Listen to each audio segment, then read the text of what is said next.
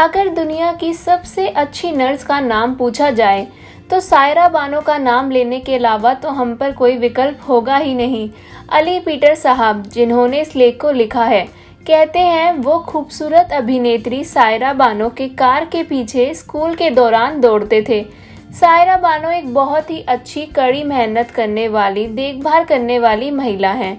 Nurse के रूप में मैंने उन्हें एक्शन करते हुए देखा है। वह पहली नर्स हैं जिन्होंने अपनी दादी शमशाद बेगम की भी देखभाल की थी। उन्होंने उनका साथ अंतिम क्षण तक दिया था। इसके बाद उन्होंने अपनी मां नसीम बानो का पालन पोषण किया, जो 50 के दशक की एक ब्यूटी क्वीन और जानी मानी अभिनेत्री थीं। वह नर्स की भूमिका निभाने के लिए नियत थीं, क्योंकि उन्हें अपनी भाभी की भी देखभाल करनी पड़ी थी, जो कैंसर से पीड़ित थीं। उन्होंने अपने बड़े भाई सुल्तान की भी देखभाल की थी, जिन्होंने सायरा को उनकी छोटी उम्र से गाइड किया था। पिछले 10 सालों से वे अपने साहब दिलीप कुमार की भी सेवा कर रही थीं।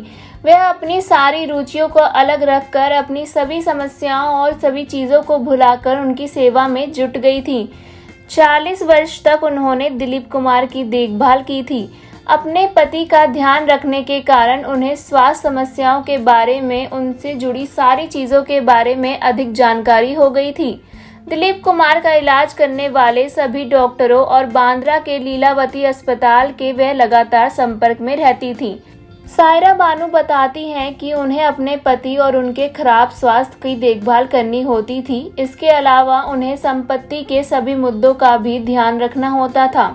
आज उनके जन्मदिन के मौके पर मैं आशा करती हूँ कि वे जब भी अपने जीवन में पीछे मुड़कर देखें तो उन्हें खुद पर फक्र महसूस हो।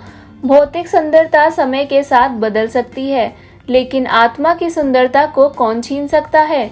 एक समय था जब सायरा बानो को उनके जन्मदिन पर उनके फैंस गुलदस्ते भेजा करते थे और उनके घर के आगे भीड़ लगी होती थी। लेकिन यह उनका पहला जन्मदिन होगा जिसमें उनके साहब दिलीप कुमार उनके साथ नहीं होंगे।